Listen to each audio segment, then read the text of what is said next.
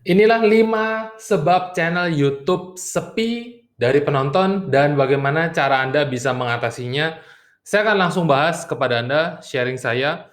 Dari pengalaman saya selama kurang lebih beberapa bulan ini, saya fokus bangun channel di YouTube dan kemudian mereview beberapa channel yang teman-teman itu barengan nih bangunnya dengan saya, ya. Ada 5 sebab kenapa kok kemudian channel YouTube Anda itu bisa sepi dari penonton dan cara mengatasinya bagaimana. Nah, sebelum kita masuk ke dalam topik utama kita, ada banyak dari teman-teman yang hari ini itu udah bangun channel 2 tahun, 3 tahun, itu sehari yang nonton itu nggak sampai 100. Itu sakit banget, ya. Terutama untuk Anda yang memang menggunakan channel YouTube Anda untuk bisnis. Artinya kalau nggak ada 100 yang masuk, apa bisa 10% yang kemudian tertarik untuk lihat bisnis Anda? Berarti berapa lagi yang kemudian akan masuk ke bisnis dan beli? Nah, itu menjadi pertanyaan besar. Itu menjadi kendala besar. Oleh karena itu, sekarang ketika Anda udah bikin konten, harapannya kan adalah video Anda bisa meledak. Kalau ada satu atau dua yang bisa meledak, tembus 10.000 view, tembus 100.000 view, 1 juta view, itu yang lain akan terangkat. Nah, jadi efek bola salju yang bagus ini, itulah yang kita harapkan dengan kita kontribusi ke YouTube konsisten untuk upload video. Cuman masalahnya adalah, Pak, ini udah sekian lama saya upload-upload video, tetapi kenapa kok terus-menerus tetap aja hasilnya nggak terlalu bagus. Nah, ini yang akan saya bahas, dan kalau Anda tonton video ini sampai selesai, Anda akan tahu apa yang harus Anda lakukan supaya Anda bisa meningkatkan ya jumlah view, penonton, supaya video Anda rame dan channel Anda rame. Oke, sebelum kita mulai, perkenalkan nama saya Kristo Uteru. Saya banyak membantu pebisnis, terutama mereka yang ingin punya bisnis juga, untuk bisa mulai meningkatkan omset mereka, profit mereka, terutama lewat konten video di internet, ya. Itu keywordnya. Nah, jadi kalau Anda berada di channel ini dan Anda ingin mencapai itu semua, berarti Anda berada di tempat yang tepat. Nah, kenapa kok kemudian belakangan banyak bahas tentang YouTube? Karena YouTube adalah salah satu platform yang paling ramai saat ini tentang video, dan kalau Anda bangun dengan benar di YouTube, itu hasilnya bakal gila, ya, bakal gila, bagus banget buat Anda. Nah, sekarang hal pertama yang membuat channel Anda sepi dari penonton, yang paling menjadi beban dari pikiran saya adalah ini, ya, kualitas dari kontennya ternyata buruk. Pertanyaan pertama yang saya ajukan kepada teman-teman yang mengalami, kok sepi Pak yang nonton? Saya tanya nih sama mereka, kira-kira kamu mau nggak nonton video kamu sendiri setelah kamu upload video tersebut? Banyak dari mereka yang bilang, saya malu Pak, saya malu, saya nggak berani, saya nggak suka bahkan. Itu kelihatan banget dari ekspresi wajahnya, karena saya sering membaca ekspresi wajah dari seseorang. Terus kemudian, lah, kalau kamu sendiri nggak mau tonton video kamu, terus apakah kemudian orang lain akan nonton video tersebut? Ini menjadi pertanyaan besar. Berarti ada bagian-bagian dari video tersebut yang Anda rasa Anda kurang maksimal. Kalau sudah maksimal, Anda harus pede dengan video Anda. Anda harus yakin bahwa ini udah bagus. Saya udah melakukan yang terbaik. Hasilnya bagaimana? Ya kita serahkan pada Tuhan. Itu aja yang bisa Anda lakukan.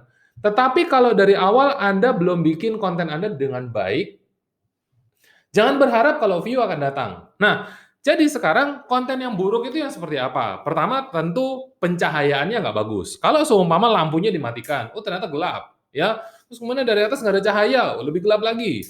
Kalau misalnya suaranya nggak jelas, ya, kita nggak pakai mic, ngomongnya dari jauh, pelan-pelan, bikin orang nggak bisa dengar. Apalagi kalau misalnya Anda bikin videonya di samping pinggir jalan raya, berisik rame, nggak pakai mic. Terus di sebelah ada anak nangis, ada orang seliweran. Aduh, itu benar-benar bikin kualitas dari video Anda nggak bagus. Apalagi kalau yang paling penting adalah kontennya dibuat asal-asalan. Asal comot, tidak dipikirkan, dibuatnya nggak ada faedahnya, nggak ada manfaatnya buat orang-orang. Nah, itu bikin orang-orang nggak suka nonton video Anda. Coba Anda perhatikan, apakah 3 faktor yang sederhana itu tadi udah Anda maksimalkan belum? Kalau sudah, berarti Anda aman di poin pertama. Nah, sekarang poin yang kedua, ini penting banget. Cara upload videonya ini ternyata salah, ya. Banyak orang-orang yang ketika upload, mereka tidak memperhatikan SEO. SEO itu adalah tentang cara kerja dari YouTube. YouTube itu bekerja berdasarkan Anda sudah lapor ke YouTube atau belum, video Anda ini tentang apa. Misalnya, kata kunci, ya, SEO itu adalah permainan kata kunci. Misalnya, Saya itu lagi main game tembak-tembakan yang lagi rame tuh, Pak. Ya, misalnya PUBG. Misalnya saya lagi bahas tentang sepeda yang bisa dilipat-lipat, Brompton, misalnya. Terus kemudian Anda nggak menuliskan kata-kata itu di dalam judul video Anda, deskripsi video Anda. Nah, bagaimana caranya orang-orang bisa menemukan video tersebut? Tidak akan mungkin bisa. Nah, oleh karena itu, kalau dari awal video Anda sudah di-upload dengan cara yang salah, orang-orang tidak akan mungkin bisa menemukan video Anda. Karena YouTube itu bukan sosial media. Kalau sosial media, Anda upload, YouTube akan menampilkan postingan terbaru Anda ke subscriber atau non-subscriber. Ya, ada kemungkinan itu nggak Pak? Ada, tapi nggak sampai 10%. Berarti kecil juga Pak? Iya. Nah, oleh karena itu kalau Anda bisa memaksimalkan pencarian kata kunci ini, saya rasa itu bakal bagus. Karena pasti akan ada orang-orang yang mencari kata kunci tersebut. Kecuali memang kata kuncinya sangat tidak populer. Misalnya, batu akik, fidget spinner. Masih adakah orang yang mencari kata kunci tersebut? Ada.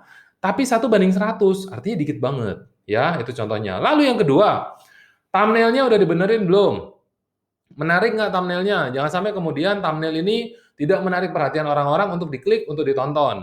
Orang-orang nggak tahu ini mau bahas apa. Misalnya Anda ternyata bahas bagaimana cara bikin animasi pakai Excel. Wah, keren saya bilang. Tapi ternyata thumbnail Anda itu kotak-kotak kotak-kotak kotak-kotak kotak nggak ada yang jelas. Bikin orang nggak pernah menarik gitu ya. Nggak tertarik, aduh apa nih Pak, bosan banget. Saya nggak suka nih dengan ini. Padahal isinya keren. Aduh sayang banget. Lalu yang ketiga, share. Ya, share akan saya bahas secara detail nanti di poin keempat. Ya, tapi kalau Anda tidak melakukan share, berarti Anda juga udah masuk ke dalam kategori upload video yang salah. Nah, gimana caranya untuk memperbaiki ini semua? Pastikan 3 hal ini Anda lakukan dengan benar. Ya, kalau Anda ingin tahu bagaimana caranya untuk bikin ini dengan benar, Anda tonton video saya yang lain tentang bagaimana itu algoritma dari YouTube. Karena saya menjelaskan tentang SEO, tentang thumbnail. Ya, nah sekarang kita udah ngomong tentang algoritma nih. Saya akan bahas kalian aja, ya. Nomor 3 itu adalah Anda tidak paham apa itu algoritma dari YouTube, ya. Ini adalah bicara tentang cara kerja dari YouTube. Permainannya sebenarnya sederhana. Kalau Anda di jalan raya, yang lambat di kiri, yang cepat di kanan.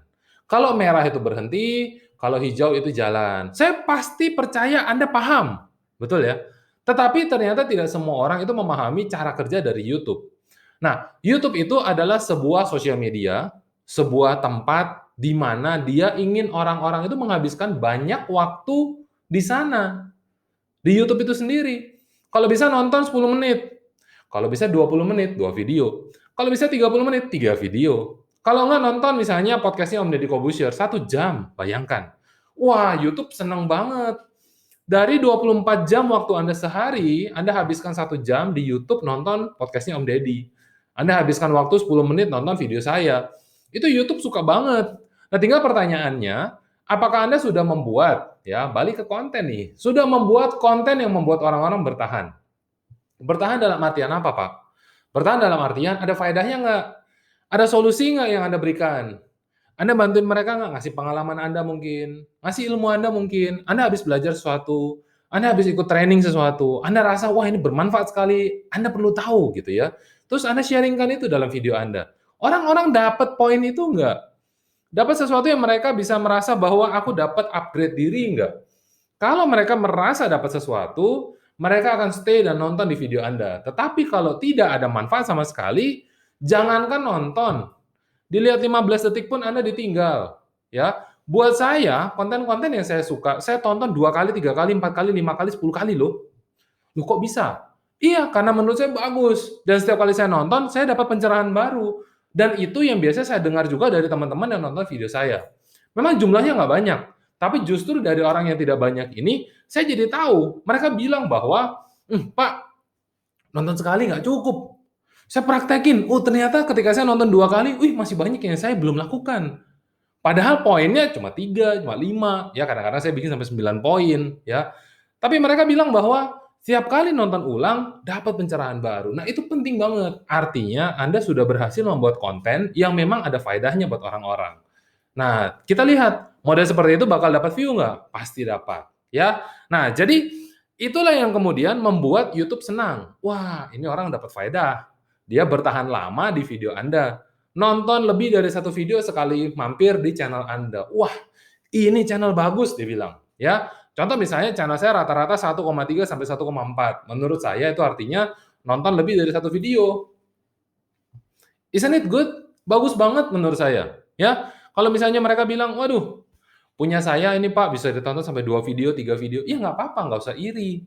Kadang-kadang ada konten yang memang orang suka banget, misalnya main game, denger lagu. Kalau udah denger lagu satu, bisa lanjut lagu kedua sampai satu album. Nah, kalau bicara tentang bisnis, Anda mau nonton video saya 10 langsung sekaligus, saya percaya setelah Anda nonton yang ketiga, keempat, otak Anda panas.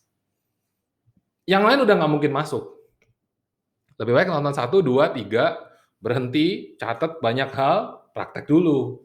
Nah, itu caranya, ya. Nah, sekarang yang keempat. Nah, ini utang saya nih sama Anda.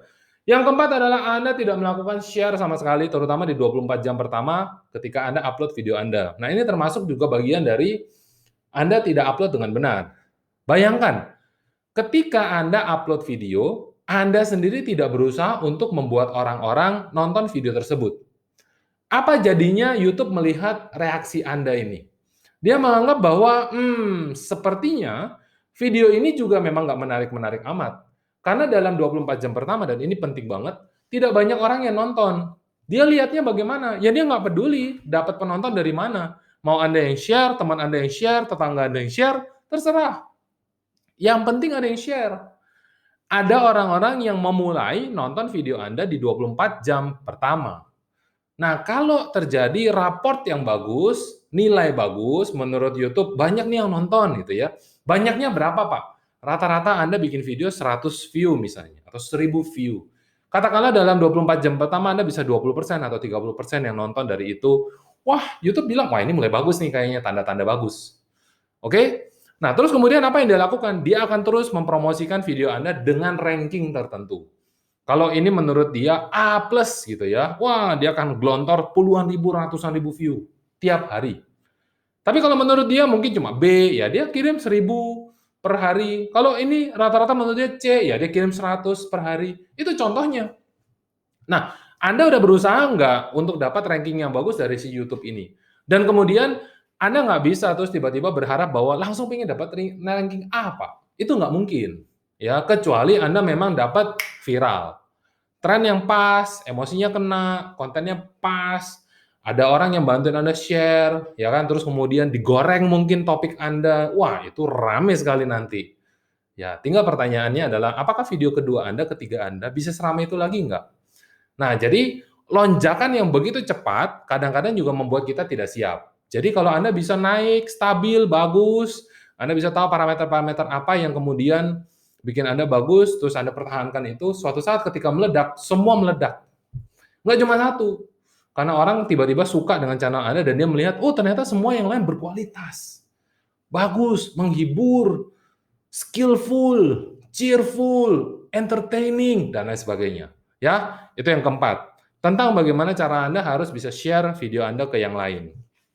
Nah, yang lima adalah tentang Anda sama sekali tidak berusaha untuk belajar hal baru. Nggak pernah coba untuk nambah ilmu. Kalau misalnya kita bicara tentang bernyanyi, nggak coba misalnya lagi rame nih, ya, musik dengan irama dangdut, musik dengan irama bossa nova misalnya. Kok nggak coba untuk cover lagu A, lagu rock misalnya, tapi dengan, musik dangdut atau musik bossa nova. Gimana caranya, Pak, bisa seperti itu? Ya belajar. Banyak yang bilang sama saya, "Pak, saya itu mau bikin video, mau terkenal, mau jadi YouTuber. Nggak usah jadi YouTuber juga nggak apa-apa, yang penting bikin video," saya bilang ya. "Konten kreator aja udah oke." Nah, terus, "Tapi saya nggak bisa bicara depan kamera, Pak. Saya nggak berani public speaking. Yang susah tuh public speaking, Pak." Nah, saya tanya, "Oke, nah itu udah tahu tuh problemnya di mana. Terus kemudian ngapain supaya problem itu selesai?" "Oh, ya nggak ngapa-ngapain, Pak." Ya karena dia nggak bisa jawab, ya pasti jawabannya itu. Nggak ngapa-ngapain, Pak. Kita kan berusaha untuk membaca apa yang ada dalam isi pikiran seseorang. Ketika dia tidak bisa jawab, dia tidak bisa langsung bilang, "Ya saya berusaha, Pak, untuk belajar." Ada buktinya nggak dia berusaha untuk belajar? Kalau nggak ada buktinya sama sekali, ya berarti dia tidak ngapa-ngapain. Dan orang seperti ini tidak bisa diapa-apain. Artinya dia tidak berusaha untuk menolong dirinya sendiri. Nah, kalau sekarang Anda udah tahu channel Anda sepi, Terus Anda nggak berusaha untuk lihat channel yang ramai itu diapain ya? Video bisa meledak ini diapain ya? Apakah mungkin cuma gara-gara teknis dari upload video saya yang salah? Konten mungkin rasanya bagus, tapi kok uploadnya nggak bagus, hasilnya nggak baik, dan lain sebagainya. Nah, Anda coba perhatikan itu. Kalau seumpama hari ini Anda udah tahu 5 kesalahan ini yang bikin channel Anda sepi, dan Anda udah dapat insight bagaimana cara untuk Anda memperbaiki itu, perhatikan baik-baik. Saya sering banget ngasih evaluasi buat orang-orang yang saya perhatikan. Tapi nggak sampai 80%, mereka rata-rata itu mengabaikan itu semua. Cuma 20% aja yang praktek. 80% bilang, iya Pak, itu kan menurut Bapak ya. Saya mah nggak peduli dengan itu. Menurut saya itu nggak penting. Ya nggak apa-apa. Nggak dilakukan, nggak apa-apa. Kalau nggak dapat hasil yang diharapkan, ya udah. Berarti kan Anda memperlakukan video Anda sebagai hobi. Hobi itu kalau nggak jadi duit, ya udah nggak apa-apa, ikhlaskan. Tapi kalau Anda mau pingin bikin hobi Anda jadi duit, itu mulai bicara tentang bisnis. Ya, kita bicara tentang bisnis, perlakukan itu dengan serius. Lakukan itu dengan serius, harus ada evaluasinya. Nah, sekarang terakhir nih dari saya mau tanya sama Anda, kira-kira Anda suka nggak dengan konten-konten seperti ini? Ya, kalau Anda suka, Anda bisa tulis di komen, ini bermanfaat. Supaya saya tahu, oh ternyata konten seperti ini bisa membantu Anda. Karena tentu saja ada banyak sekali orang-orang yang nonton dan suka, tapi bahkan tidak like, tidak komen, apalagi subscribe dan bunyikan lonceng. Ya, itu banyak banget. Iya, jangankan Anda, saya juga begitu. Tapi saya follow orang ini dengan baik. Saya respect sekali orang ini. Akhirnya saya subscribe, saya nyalakan lonceng, dan lain sebagainya. Oke? Jadi kalau Anda suka, tunjukkanlah kepada orang-orang apa yang ada dalam isi pikiran Anda. Karena dari situ Anda mulai belajar untuk berbagi kepada orang-orang. Ilmu terakhir yang saya dapatkan baru-baru ini adalah tentang tangan di atas. Itu adalah ilmu tentang bagaimana cara kita berbagi. Dan nggak harus kita nunggu kita punya banyak kelebihan terlebih dahulu baru berbagi. No. Mulai dari sekarang. Oke? Sampai jumpa di video berikutnya. Sukses selalu untuk Anda. Dari saya, Kristo Teru. Bye-bye.